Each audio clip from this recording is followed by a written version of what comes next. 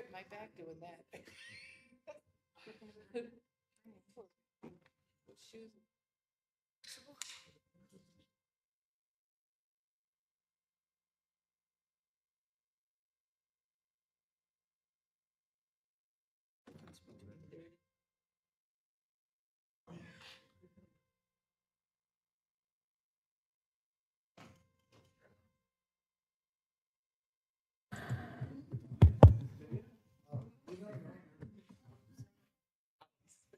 All right, welcome everybody.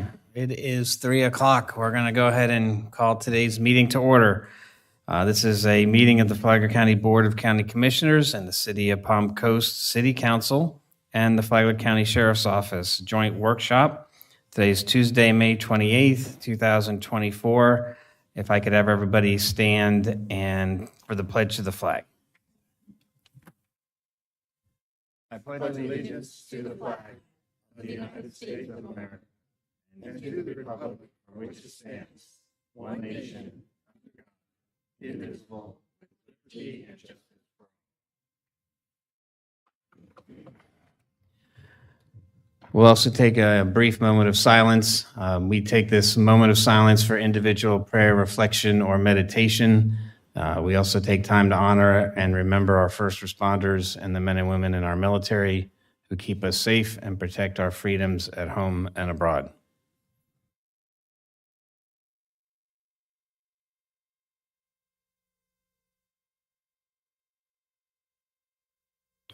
All right, thank you, everybody. Thanks for being here. We're going to go ahead and do a roll call, and we'll start at the left with Councilwoman Hyder. If you could start off with your name and that you're here. And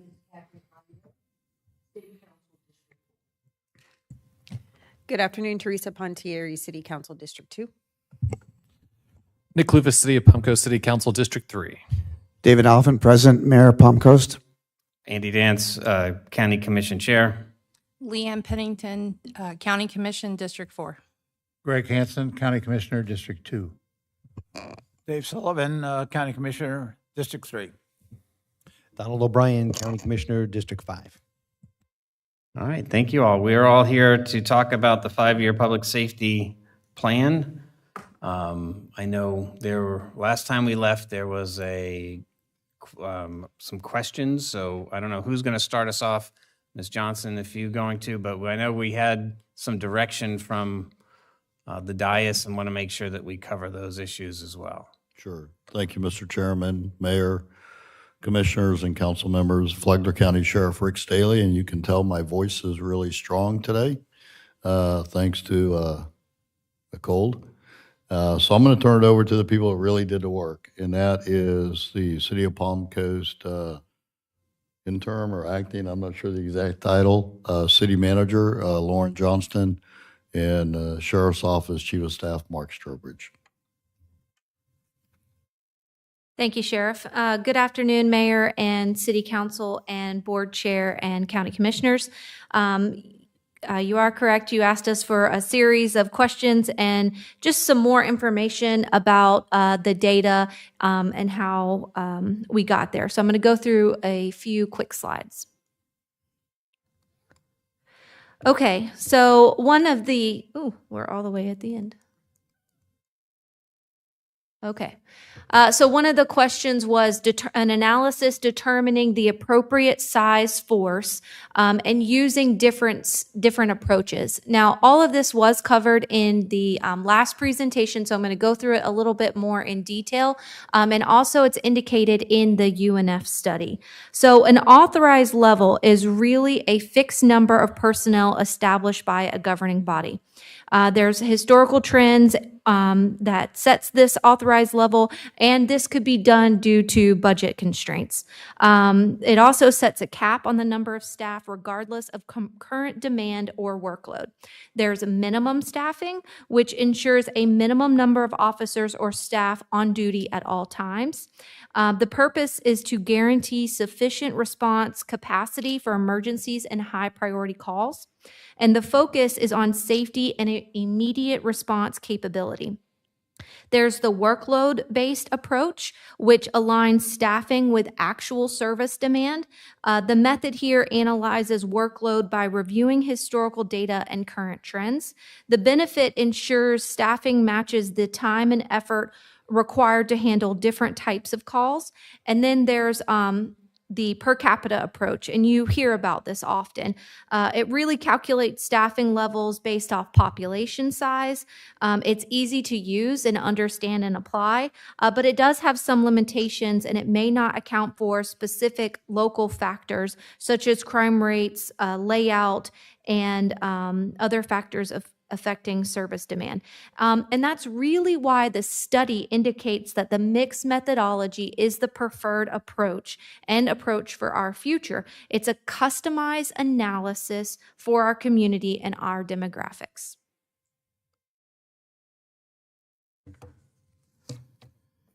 So there were questions about obligated time, and the IACP, International Association of Chief of Police, suggested a model for splitting an officer's time into thirds is designed to optimize the allocation of law enforcement resources and ensure a balanced approach to law enforcement. The model proposes that an officer's time should be divided into three main categories, and you see them here. Calls for service, this is reactive patrol. This segment involves responding to emergency and non-emergency calls from the public. This includes a wide range of activities attending to crimes in progress, traffic incidents, and other incidents requiring immediate police intervention. Then there's proactive patrol, or what we like to call community policing. It's the second third of an officer's time should be spent on proactive measures. This includes activities aimed at preventing crime, such as patrolling high crime areas, engaging with the public, conducting surveillance or security checks, and other initiatives aimed to defer criminal activity before it occurs. Proactive patrol also encompasses community policing efforts where law enforcement officers build relationships with residents, businesses, and community organizations. And then the third is administrative task, which is an officer's time allocated to ongoing training and other duties such as writing reports, attending court, handling paperwork, and other necessary tasks to support an officer's field work. Training is a crucial component of ensuring officers stay up to date on the latest law enforcement techniques, legal requirements, and department policy. In the study, we evaluated this approach, but in the mixed methodology. And right now, if you were to have a policy direction that you wanted the third, a third, the Flagler County Sheriff's Office would need 144 law enforcement officers on one 24-hour shift. Right now, they're reacting to 67.5% obligated, and that's 71.26 in a 24-hour shift. So that was trying to clear up one of those questions from the previous workshop.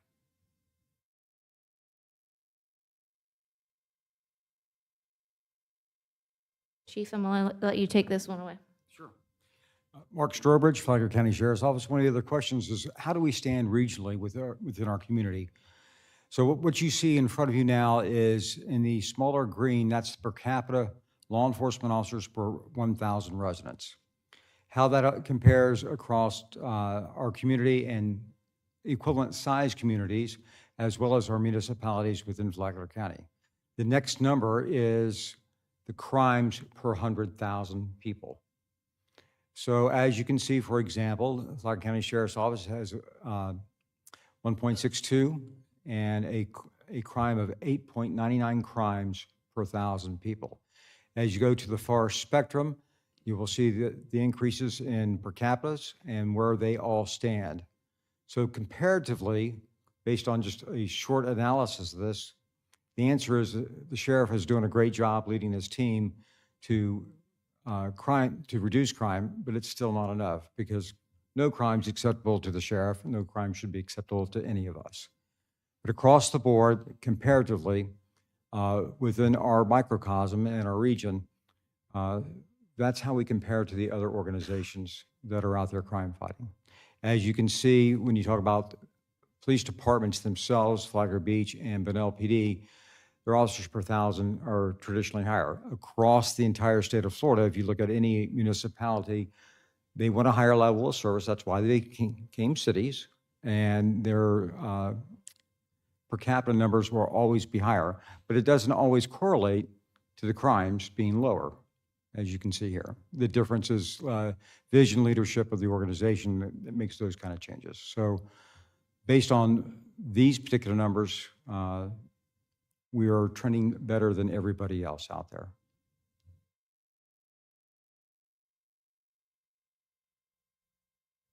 I always have this question. So when we look at Flagler County there on this graphic, officers per 1,000 people, do we remove the population of Flagler Beach and Bunnell? Yes, we do. It's only the unincorporated county as well as the city of Palm Coast, those places that we serve.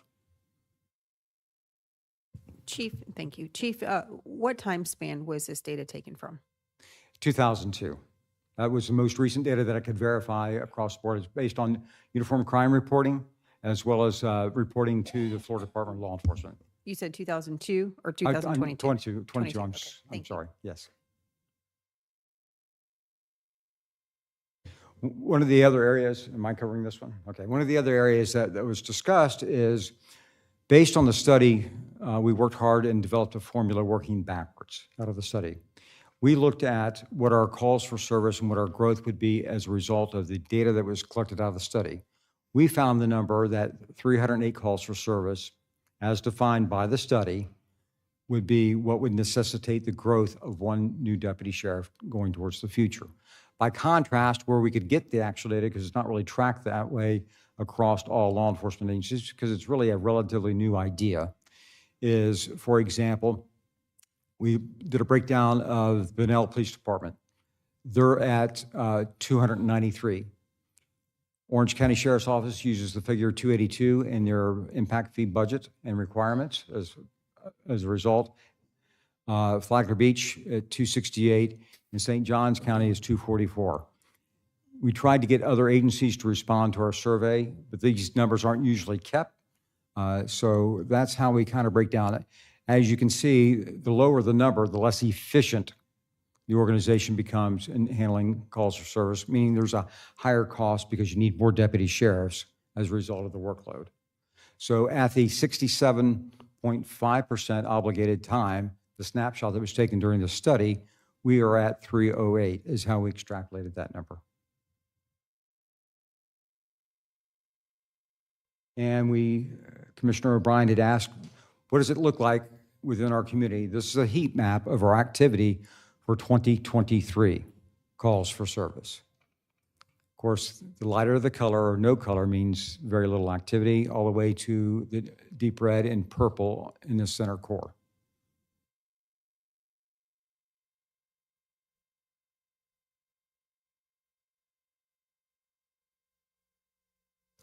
So the quick number is about just under 83% of all activity is within the city of Palm Coast.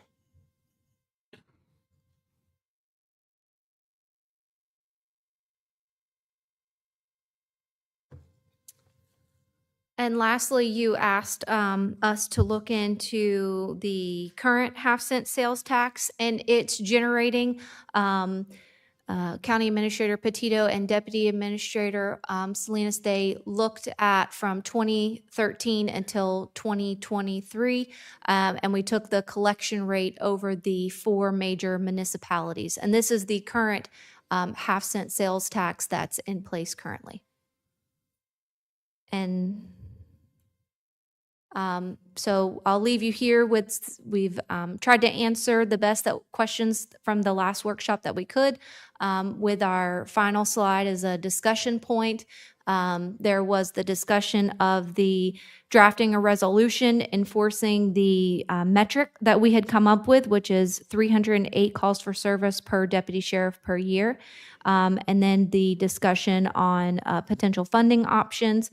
As Sheriff Staley indicated at our last workshop, workshop, there's a deficit deputy count of about 37. And this 5-year plan shows us how we can get there to 2028. There is an asterisk next to 2028 as well as 2029 because additional staff increase would be determined on that calls for service analysis, adopting that resolution. Thank you. Mr. Chair, a question? Yes, sir, go ahead.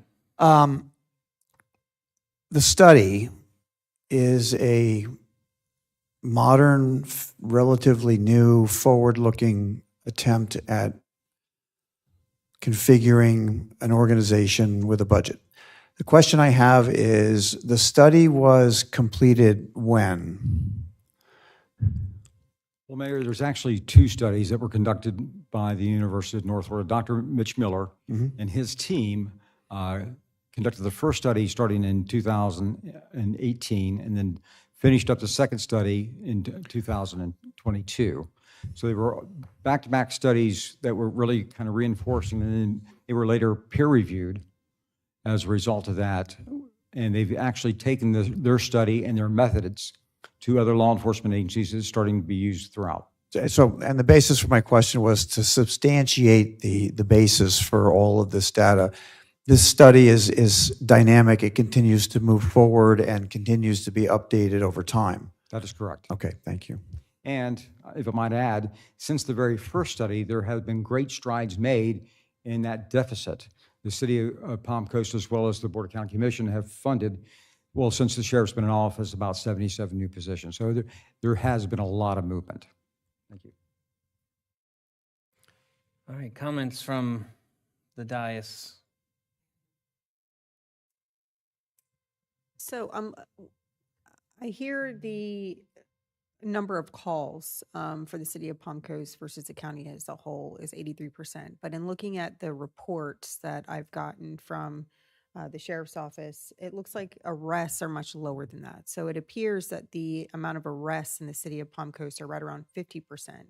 And that 50% actually lie within the county. So when we're looking at funding the city versus the county, should we take those figures into consideration, or are we kind of bound by looking at calls for service only? To answer your question, calls for service has been kind of the standard across the nation. And the reason it's the standard is because many calls for service don't necessarily end in arrest. Many times we're not able to work the case all the way through to that point of arrest where the investigation is completed from that initial call for service. A lot of times there's additional follow-up and backup. And where you see the difference would be this, is, for example, on the island side, you will see things like DUIs and such. Those are quick and easy. The case is completed within a shift. When you're talking about burglaries or other crimes that actually take more time to investigate, you're not going to see that immediacy of the arrest as a result of that. Well, and Chief, that's kind of my point. So when we're looking at calls for service, there's a difference between quantity of call and quality of call. So if a call ends in an arrest, I would assume, and this could be an incorrect assumption, but I would assume that there's more time on scene for the officers. There's more paperwork that goes into it. So that third kind of methodology that we looked at earlier, now we have officers spending more time doing reports, things like that, when there's an arrest. So I guess I understand looking at the calls for service, but as we kind of try to come up with a robust solution here that's going to have some longevity to it, is it unreasonable to also factor in where the arrests are taking place, or is it just standard across the board, focus on calls for service without really taking into consideration the quality of call and the time spent on each call? Well, the amount of time spent on each call is factored into this particular study already. Okay. So all that data is actually contained within the study of how long it takes. So if there is an arrest, and let's say the arrest start to finish takes 2 hours on a DUI arrest. It's probably a little longer than that. It's been a while. That number is factored in there. If we are responding to a domestic violence related call in a community, now the call itself may only take an hour, but it may require two people to handle that call of service as well. So when they looked at the factor, they looked at time from the beginning of the call for service to the end of call for service, regardless of how it ended in arrest and such. So that data is actually contained inside the study when it breaks down the matrix on what we need for personnel to handle each call for service. Okay, thank you. I really appreciate the presentation. And just for posterity, the 9 additional deputies for fiscal year 25, 26, 27, that catches us up to the level of service that we're looking to get to? Yes. Okay, and then the continuation on is based on increase of population. Yes, and I broke them out into your 9 deputy line is city, what would be city funded portion, and then your 3 would be county level portion. Okay, excellent. I appreciate the presentation. I think the only thing that's left to do is amongst my peers is to discuss the funding options, which I look forward to. Questions on my right side? Same thing. The 9 versus 3 is city versus county. Yes, and we did that because if we are also looking back towards calls for service and 83% of it's broken out into City of Palm Coast, then that's where the funding breakdown goes.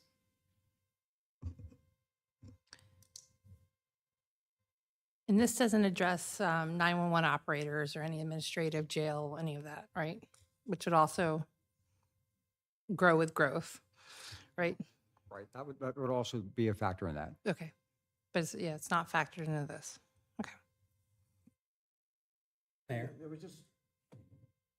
Mr. Chair, there was one part that I wasn't quite clear on. I think the third graph that you showed didn't necessarily, the number of calls and the number of deputies did not necessarily correlate.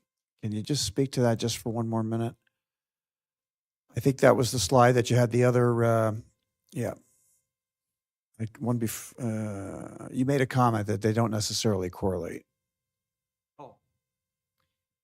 Yeah, what you're seeing there is the number of crimes per 1,000 Yeah. population per capita as compared to the deputies. They don't necessarily correlate because there's other factors involved when it comes to crime fighting. For example, the city of Bunnell has got 3.2 officers per 1,000, but yet of that 1,000, 33 people are going to be victims of crimes, whereas the smaller numbers, like Volusia County, are 1.68, 9 people are going to be victims of crimes. They don't correlate because of different leadership and crime-fighting methods that are being used in those different municipalities. Just as the sheriff has set a vision for our organization that has reduced our crime by more than 50% since he's been in there, there are other CEOs in these other organizations who don't have that type of vision, or they are looking at a different policing model, or they're cleaning up somebody else's mess. So the use of the resources is different, which accounts for the differential. Use, guide, and direction, absolutely. Or you haven't shared the study with them. Okay. And I did want to clear up one thing while we're on this slide. There had been a previous discussion about the city of Deltona, and they're very similar to the city of Palm Coast as far as population and an enhanced service contract with the sheriff's office. Their numbers are included in Volusia County, whereas Palm Coast is included in Flagler County. So on this slide, Chief, so based on the data, the numbers for the Flagler County Sheriff's Office would venture on the side of optimal. You have fewer deputies and a lower number of crime per 1,000. And thus reduce cost per capita. All those things are true. It's a greater efficiency. It doesn't mean that we get to stay ahead as a result, though. Right, understood. But this is current data this year, 2022. 2022. And if you could go to the next slide. And 308 is the current calls per service. That's the ask based solely on the study. Okay, but what's current? We didn't run the current figures because we'd have to redo the study to get the same data that they did. What's your gut? Are we above, below, or are we at this? I believe we're much higher than that, is what my gut tells me, because based on the study, our personnel haven't increased, yet our growth and our calls for service have increased. So to extrapolate that, yes, it would be higher than 308 today. So how do we balance a high current calls per service, but back up a slide, and relatively the number of deputies is low and the crime per thousand is low. How do we balance it? How do you bring all of that together to what I'm trying to get to is currently where are we at if and justifying the need for the 30 over the next 3 years to balance us. Okay, so there are different data points, and they're not really comparative. One is based upon a strict definition of calls for service, which includes all calls for service. What you're seeing there is what is UCR reportable, and in our very first presentation, Ms. Johnson explained that it is only these top 7 crimes that are counted in so far as UCR, larceny, burglary, and such and so forth. They don't really correlate to each other because it's what's reported crimes versus actual calls for service. And calls for service can also include quality of life related issues that are not necessarily counted. So to try to jam them together would be difficult. And we don't have a metric on wait time, so the length of time from a call to the service being provided. Not broken out. That relates to the quality of life issue. That made the sheriff get up. Mr. Chairman, I think I can summarize this. We are a more efficient and more effective agency than a lot of our counterparts. That's the bottom line. If you go back to one slide, let's see if I can move this the right way. What that slide tells me is that I'm expecting more out of my deputy sheriffs to handle calls than, say, the St. Johns County Sheriff's Office, almost by a third more. And I think that's because we have built through technology an efficient and effective team, thanks to the Board of County Commissioners and frankly, City of Palm Coast. When I came in, this was an underfunded, understaffed agency by a lot. And you have funded significant increases to my budget in the last almost 8 years so that we could hire 77 new positions. Most of them were deputy sheriffs, few exceptions. Most of them were in law enforcement. And that's the only way we've been able to keep up and not fall back to being a reactive law enforcement agency. 16,000 new residents since 2000, well, 3 years, in the last 3 years. In the next 11 years, if you follow the University of Florida statistical population projections, 40,000 new residents are coming to this county, to a population of 172,000. If we fall behind, you'll never get caught up. And that just doesn't affect law enforcement. I mean, that's the fire departments, the rescue departments, and all of those things. So we expect more from our deputies, and so far we have been successful. But I don't want to see us fall back. Hence why, I've advocated for this joint city-county commission meeting since Commissioner O'Brien was the chairman and Mayor Holland was the mayor, and we finally got it together because I think it's important that we all have a vision and a plan so that I'm not the one, just so that you know what to expect as elected officials and the funding source for public safety. And I'm not coming out of the sheriff's, come in here trying to arm twist the county for this, arm twist the city for this. If we have a formula, it's good. Maybe reassess it every 3-5 years, okay? As things change, dynamics change. Maybe AI will help us even become more efficient. I think that's a little scary right now, personally. But all of those things change with technology. And that's one of the reasons that we've been able to be successful is the technology that's been implemented. But when a resident calls, they want a response. So not everything can be done automated. And a lot of things that aren't in those crime rates that you see is vehicle crashes, traffic fatalities not counted unless there's a crime involved, disturbance calls. There's a whole litany, Baker Acts, a whole litany of things that are not counted, but they are counted on the crime rate. They are counted in calls for service. And so what that shows me is that we demand more of our employees, and we're much more efficient and effective with your tax dollar. So I guess now the other municipalities in here, those current data, I think Chief mentioned 282 was written into the agreement or the funding mechanism, but are the others actual or?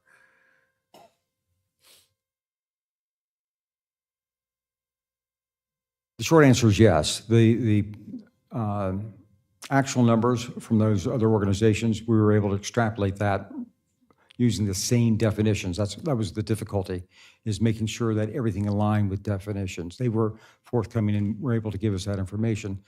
When we sent a request out, many didn't even have an idea of where to start. So we can extrapolate some data to get current calls for service, but we don't have any for ours. We don't have a current call per service per responder for us, because this is what we're proposing, but the current was what I was curious of. Okay. Based on the way that they did it, yes, I can give you that number. I just don't have it with me. Okay. I think part of it is just on the transparency side, is trying to pull the numbers together to the public that justifies the additional 30. Okay. So if we have, depending on which of the graphics, if you can say that. So the additional 37 that were based on the other, this 308 is based once those are caught up. Just for clarification.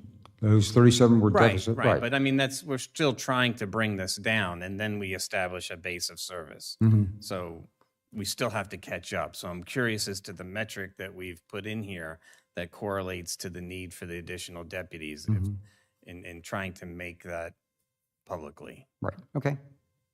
I think we can do that. Okay. But I have a question though, because from my understanding, we're not handcuffed to commitment of the 37 over the next 5 years. So we're not, and I could be wrong, but our goal here is not to say, okay, we will in fact commit to funding 37 officers over the next 5 years. It's merely coming to some type of arrangement or agreement as to how we're going to fund a certain percentage of whatever we say we're going to give law enforcement over XYZ amount of time? Or are we in fact saying today, no, we are going to commit to a firm 37 officers over the next 5 years? Well, there's two different decision points as a result. One decision point takes us forward when we're looking at the 308 or a solid metric to fund in the future. The other one is, this is where we are deficit-wide is 37. How do we get to where we're at even ground? So that, and a third decision point is how it's funded. And it's, I think it's, correct me if I'm wrong, but it's 37 over the next 3 years. Correct. Oh, 3 years, I apologize. So, Councilwoman, here's what I would say, is you're looking at a formula, Okay. but the budgets are approved every year. And so just because it's the formula, there might be an economic downturn or something, a recession, And that's my point. and you can't do it. So anything you do here is strictly a formula that would be used to create a budget, to create an ask. That doesn't necessarily mean it's going to get funded, quite frankly. Okay, so it's more the formula. It's not the exact numbers that we're, ideally, of course, if we can do it, let's do it, the 37, if it makes sense and all those things. But it's more the formula that we're focused on and not these very specific numbers. I think a formula and a funding source is what you should be focused on, is what I would encourage. And then you just see what the revenue is and the ability to carry it out. May not be there. It may be a year or two where you have to push it less. And that's just a reality. I know that, we are all taxpayers in this community, and none of us can afford 37 deputies overnight, right? Without being a significant increase. And that's not what I'm asking for. I'm asking for us to, so that every governmental body that funds the sheriff's office understands what the need is and a potential funding source and how to get there. But we also know that things, we don't have a crystal ball. I mean, who predicted the 2008 Great Recession? Well, none of us. Who predicted the because if we had have, I sure as hell wouldn't have bought my house at peak and my land at peak. Who predicted the world events that have occurred that frankly shake our economy too? So, it's not going to be a perfect solution, but I think what I would encourage you to take stock in is that you're getting more bang for your buck than any of those other five comparative counties or cities.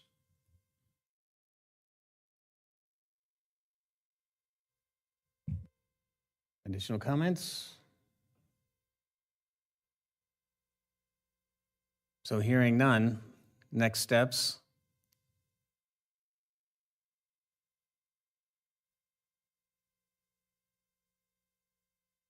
Oh. I can't open it up for public comment at this time.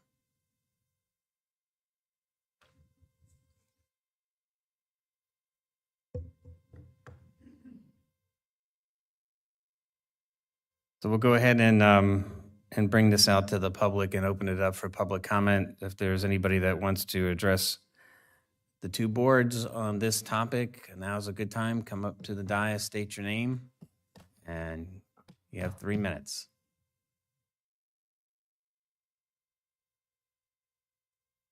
All right, seeing none, we'll go ahead and close public comment and bring it back to the dais for any additional questions you have that need to be brought back. Is there, as I see here, we need to discuss the level of service. And if you've got comments on funding options, or if you're going to take it back to your individual boards to discuss your funding options.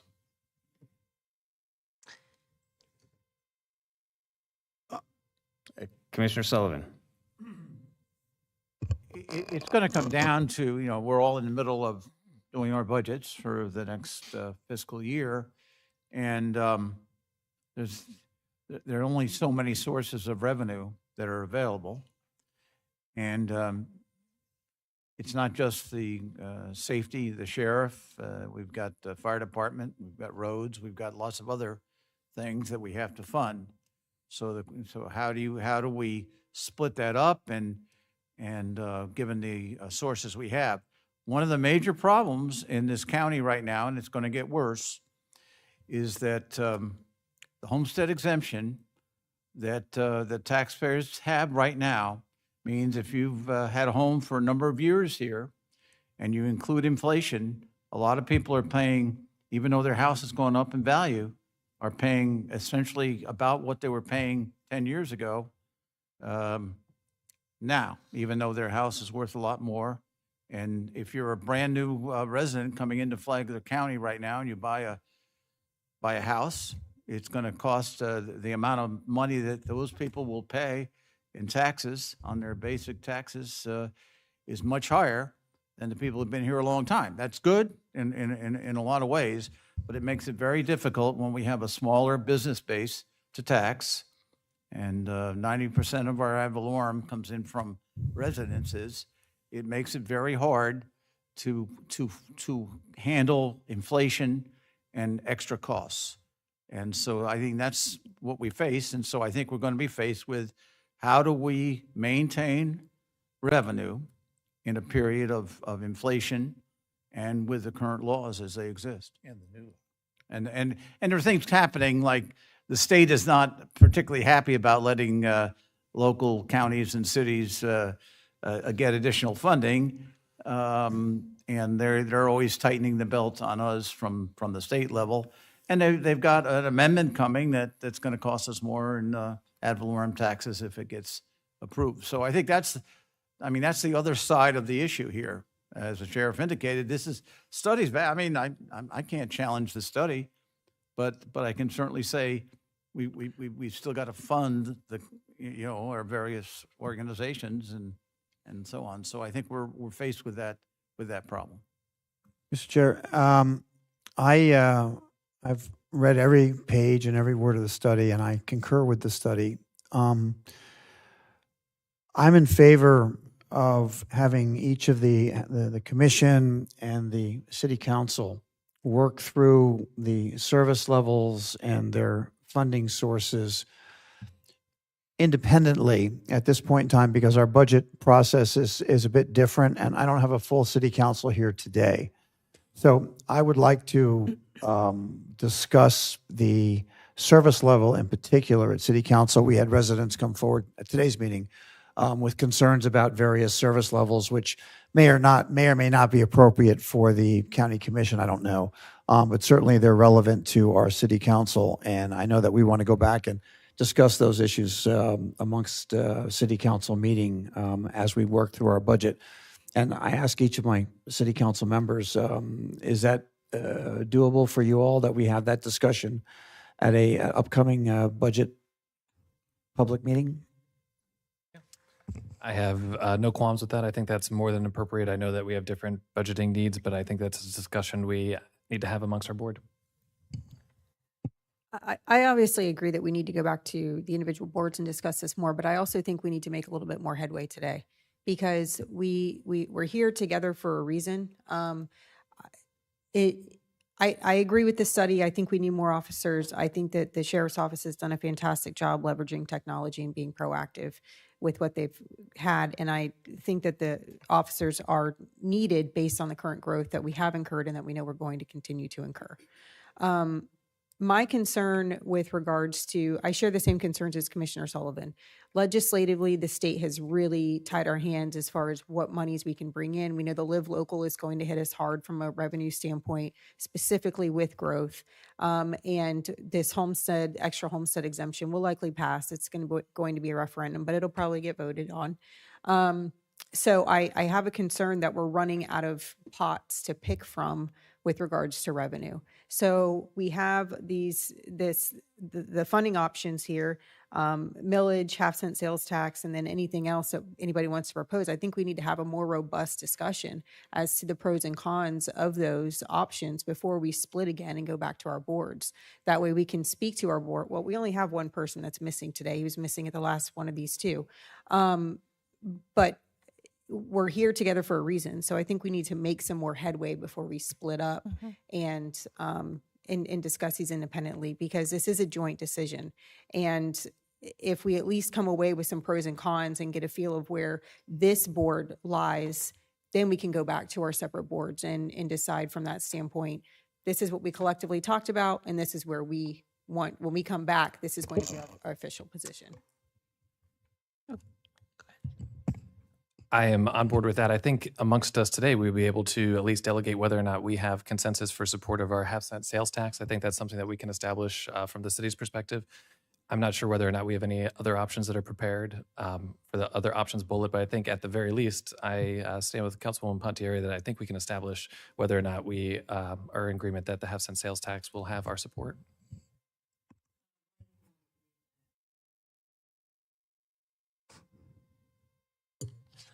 Better? Oh, there we go. Okay. I think that would be a good idea that we kind of collaboratively discuss this and make a decision about it together with the commissioners and also the council. But my main objective would do what is in the best interest of our first responders and our sheriff's department to accommodate the needs of the community and also the department itself. So I hear the comment. My concern again is the service level. So the county has a service level, the city has a service level. Have we properly discussed the details of our service level? I think we all agree that we need to invest according to the model. I don't think that's the question, but I'm a little bit uneasy committing to a funding strategy until after we balance the equation above that, which is what is the service level that we are going to get for this additional investment. And the other question I have with regard to the legislature and the homestead exemption, it's my understanding that it doesn't kick in for a couple of years. Is that incorrect? At least 2 years. I'm pretty sure. Yeah. Right. Okay. So that's 2 years. Few things. Thank you, sir. First of all, taking it back to your board, the vice mayor's been absent in both of these, and so I'm not sure he'll show up for yours, given the topic. Apparently, he's adult enough to vote for all the growth, but not adult enough to come in here and find a solution on how to fund it. So taking it back to your board about the funding mechanism of it, I'm not sure that's going to help. Anyways, you talk about the mechanism in which to figure out how the level of service, but as they've said, we can adjust that on a yearly basis within the budget. So really, I think the bigger discussion here is the funding mechanism, and then we can talk about a level of service along and along. Growth's not going to stop. He's still going to need to fund deputies regardless, and they're showing us funding options that not your board can't necessarily do, like a sales tax, unfortunately. I mean, Commissioner, I guess, I hate to be so simple, but so I'm going to Publix and I'm buying a bag of groceries. I understand that bag of groceries is going to cost me $100, but I do want to look inside and see what's in it before I walk out the store with it. And maybe I'm being a little bit too finite in that service level piece, but we've got the lion's share of the investment. So I just want to make sure that we all understand and can report back to our residents what it is, what the value that they're getting is. I don't want to cut you off, Commissioner Pennington, so if you have more to say, continue, but I do have a comment in response to Mayor Alvin. So I understand, Mayor, what you're saying, but that's exactly why I asked the question to Chief Strobridge.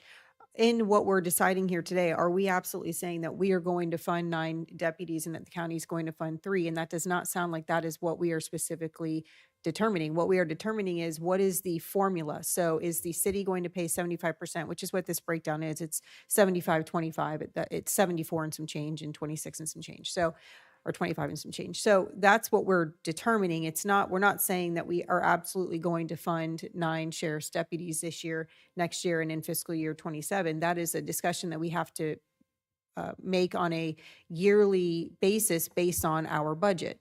So really what we're talking about is just a formula, which that formula to me makes sense based on what we know calls of service are, the dichotomy of that, the arrests, all those things, and then also how we're going to fund it. So again, I understand if we were determining how many officers today we were going to pay for, I could understand your position, but I just don't see it. And then I have to agree with Commissioner Pennington with regards to taking this back to our board simply because Councilman Clufus is Councilman Danko is absent because he has removed himself from this conversation. So I think that, again, we're here, we really need to make some headway because right now it's the end of May. I mean, we're in the hot zone of making some really tough decisions budget-wise. We need to come to a resolution on this. So once again, appreciate the comment. What are we're agreeing to a funding source to pay for what number? We're agreeing on a formula. We're not agreeing on a specific number. So what we're trying to figure out with the county is in the future, every year when we determine how many let's say that next year, let's say we don't incur as much growth as we anticipate, okay? And so we only need 10 officers total, okay? Well, 75% of that may be 7-3. We pay for 7, they pay for 3. That's going to have to be a determination that we make on a yearly basis. What it sounds like we're determining today is that just that formula and just where those monies are coming from. So the 9.3, which is created by the formula, is a number or it's not a number? That is a number based on the current figures that they presented here today. Right. But we don't know. That could change, and we don't have to agree to that specifically. We're agreeing just on the breakdown between the county and the city. So if you agree to the process and the formula commits 9 and 3, how do you work back from that?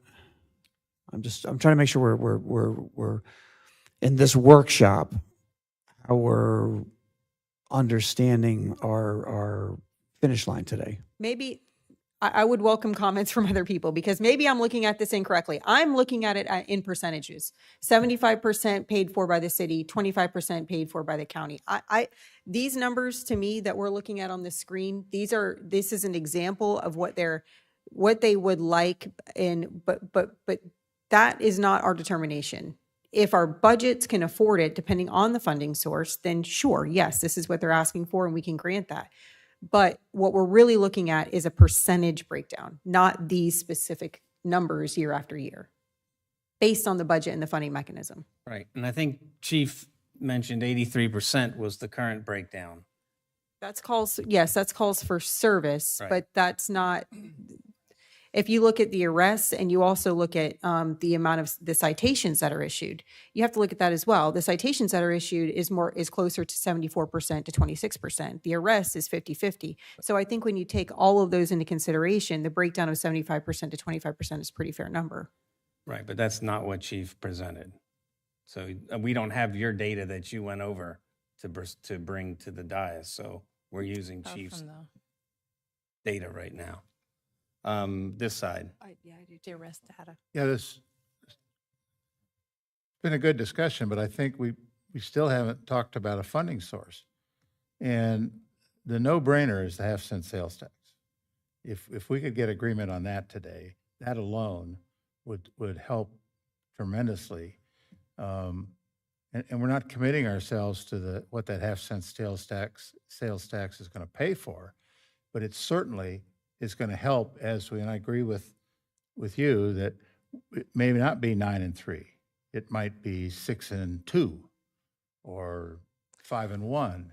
But if we've created a resource to pay for it, whatever it comes out to be, whatever we decide we can afford, right now I can't afford that. I can't afford it. In our budget, I can't afford it. So if we could agree on a half-cent sales tax, that provides us with all of us, both council and commission, with a significant plus to our budget to work with. And there's lots of pluses and minuses to a half-cent sales tax.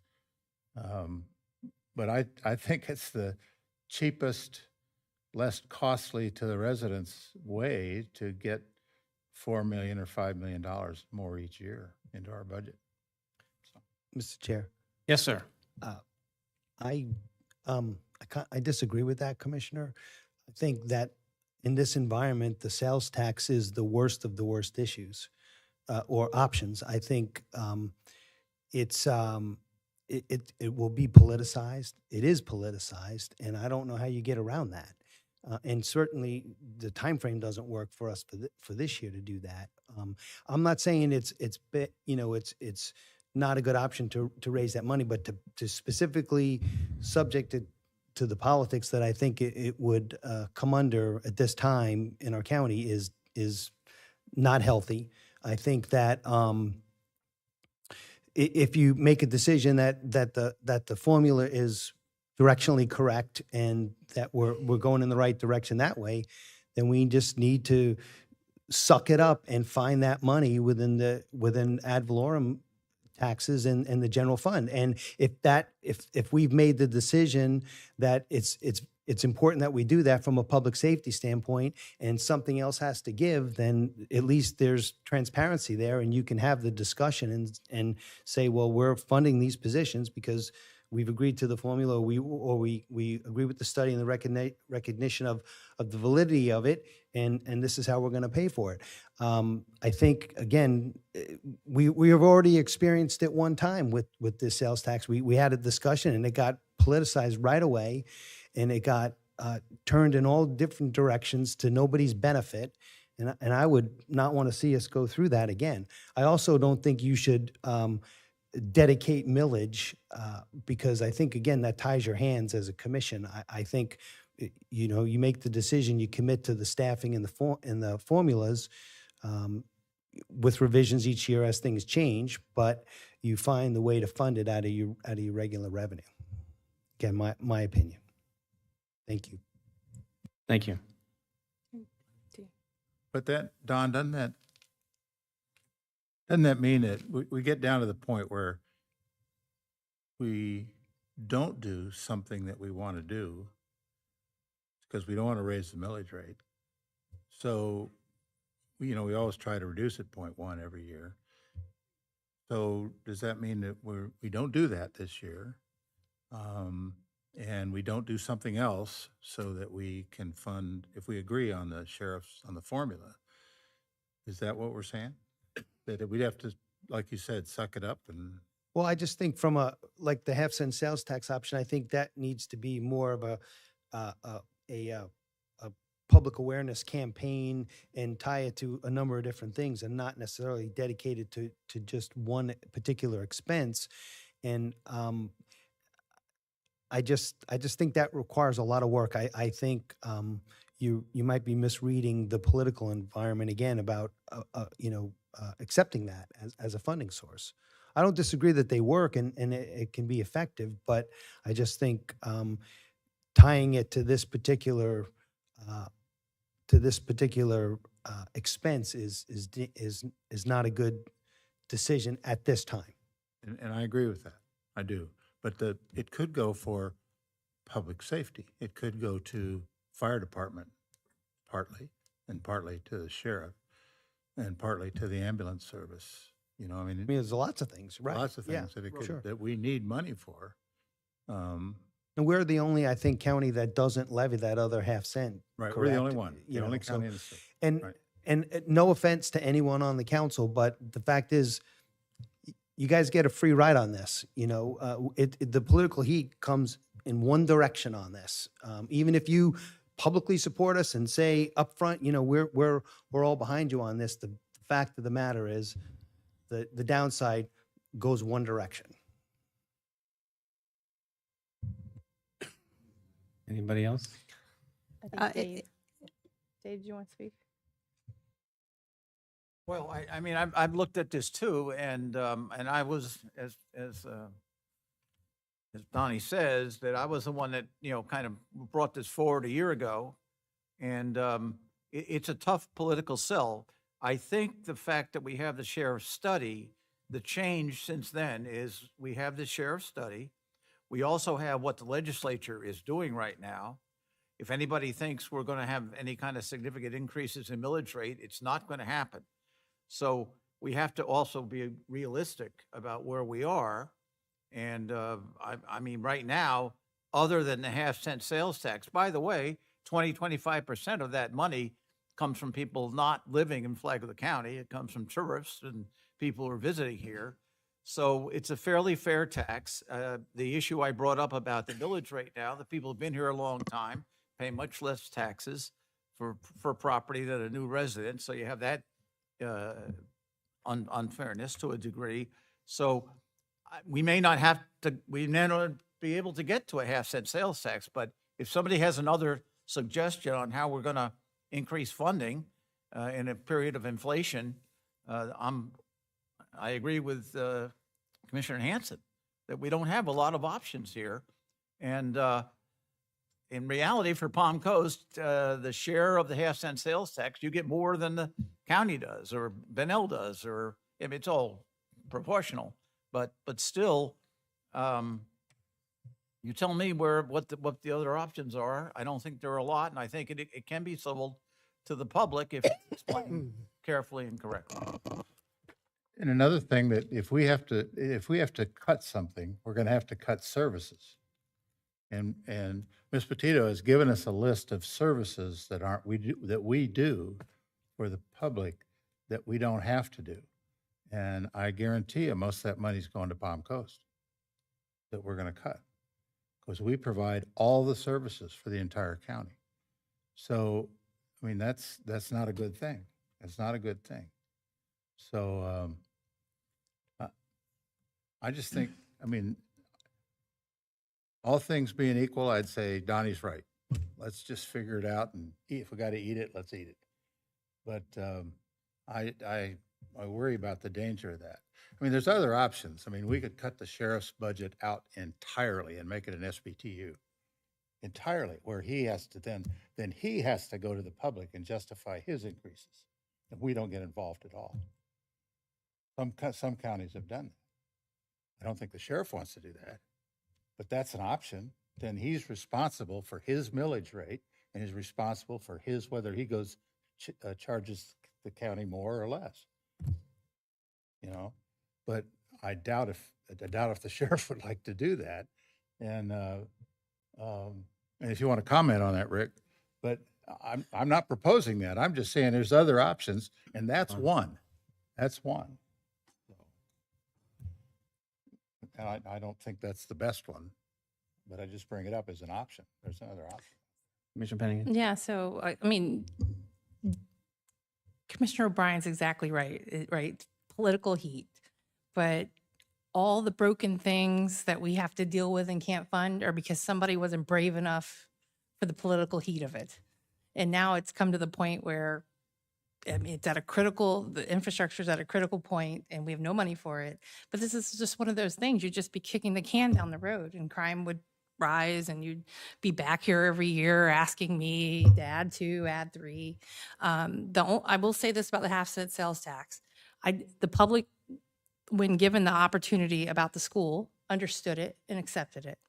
When given the opportunity to say, we are going to do a half-cent sales tax because it's going to keep your level of service at what you're accustomed to or darn near close, and is for public safety, they're accepting of that. I guarantee you, with this, particularly with this growth, they do not want to see public safety go down the tubes with people coming in.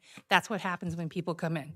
Go to Daytona Beach, go to Holly Hill, go there and look at the people moving in, and it isn't fun in the terms of policing. I can tell you right now, I have an aunt who called for sheriff's office in Jacksonville. It took 5 hours to come to her house. So that's what it'll get to if we don't find a funding mechanism. The beauty of a half-cent sales tax is the outside public that doesn't live here pays a portion of it. If you are buying a car or groceries and you really want to go to another county because you're going to save that half-cent, you'll have the option of doing that. If I stick a MSTU or something, you don't necessarily have the option of paying it, but you do have some control with a sales tax, particularly when you spend more. People like our public safety here. I don't think they're going to have an issue with a half-cent sales tax. I don't see ad valorem doing it. I just don't. So, and particularly with the Live Local Act, the affordable housing that would be coming in under that would not necessarily pay taxes, and trust me, that is coming. With the homestead exemption, they're going to vote for that. That is coming. We're near the top. There's no way around this with the particular growth that's coming in. So and you're right. We didn't create that growth. If you look at the numbers, you're like 14,000 to our 1,000 on growth, but we're the only ones who have to vote for this thing. That sucks, and that's unfortunate, but that's the reality of it. So I see this as an opportunity to go ahead and do it. And cover all of our public safety under it. And find a level of service agreement with that half-cent sales tax where we can go to you and say, you don't keep all of yours, it comes back to us, or X amount comes back to us, and you keep whatever you need for your fire or whatever. But it is the funding mechanism. I'm personally going to tell you that I would support it on this. All right, I'll bring it back to this side. Let me just comment in on the conversation so far, and my thoughts is leaning with Commissioner O'Brien for a few reasons. One is, and I'll piggyback on the comment from Ms. Pennington, and she referenced the other successful half-penny campaigns. Well, those were successful because they went to the public and they crafted a plan and they sold it, and they actually went out there to the public and asked for their support. It's different in this regard. We haven't even gone through all of our budgeting processes yet to be able to substantiate the need based on this year's budget. We haven't had the sheriff's presentation yet, which is coming. And yet we're ready to jump right to a half-penny sales tax to solve all of our problems. So I think we have to go through that step. Our budgeting process and our budgeting steps based on the current conditions of the economy to see where we're at this year. And through those discussions, it may ultimately warrant it, but I'm not there yet. And I think if we did go, if there was an opportunity to actually craft a multi-dimensional plan that did somehow, even if we went to a non-binding referendum just to gauge the public.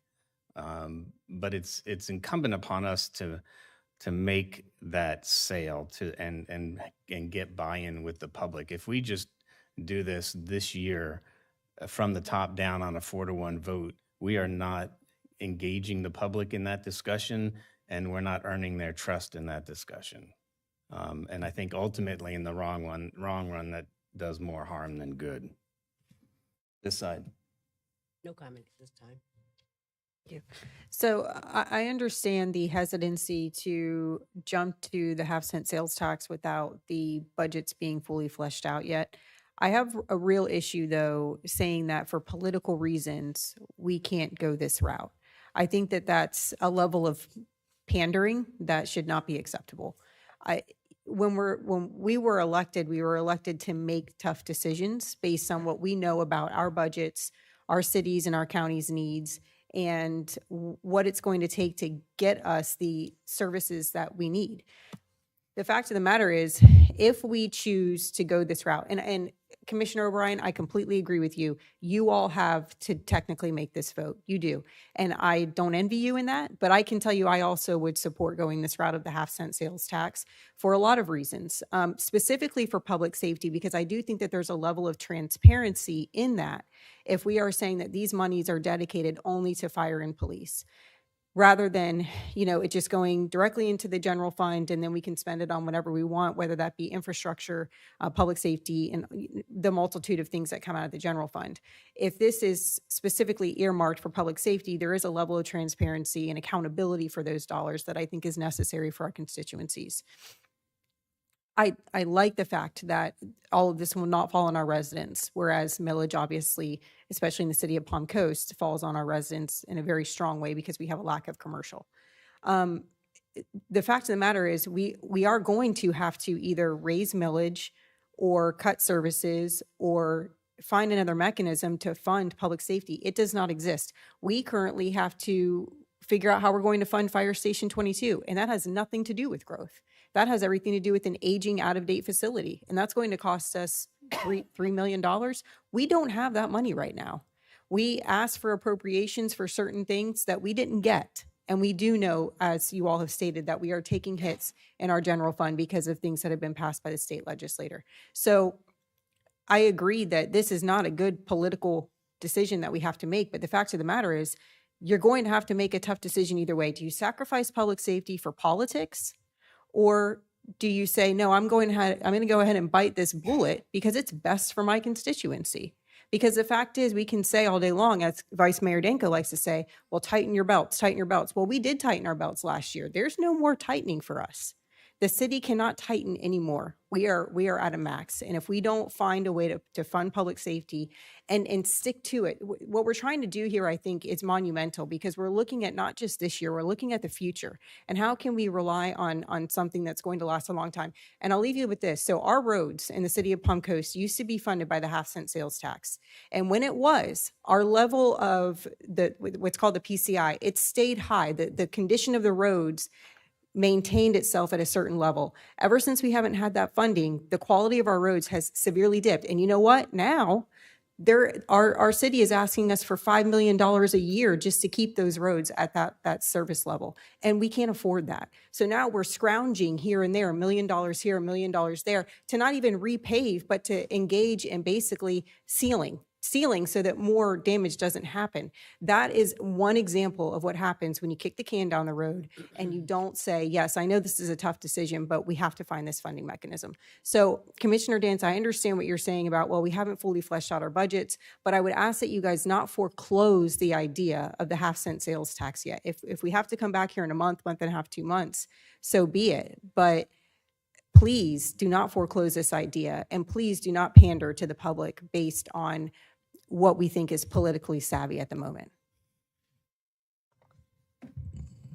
Very well said. I would concur. And I think over the last 8 years, I've seen the city of Palm Coast, quote unquote, tighten our belt to the maximum ability that we can. We've done a tremendous job doing that. We've added well over 20 deputies to the city of Palm Coast, dedicated to the city of Palm Coast through the Flagler County Sheriff's Office.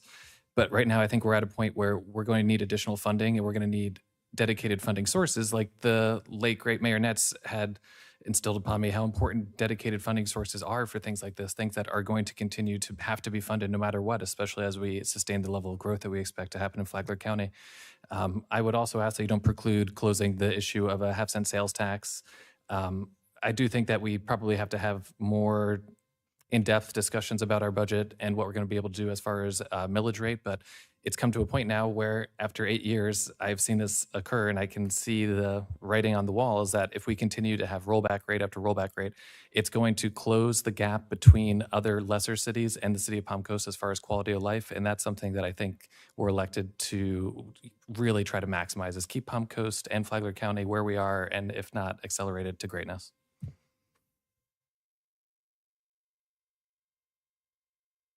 From us, do we want to, I know I had asked for some justification on the, on getting us to that, before we start implementing the calls for service over the 308 mark. But getting to that point, that deficit where we are, is there a relatable metric that we can get back to make that case to the public? So the additional 37 deputies to get us to the point of maintaining. I think that's where I'm stuck at.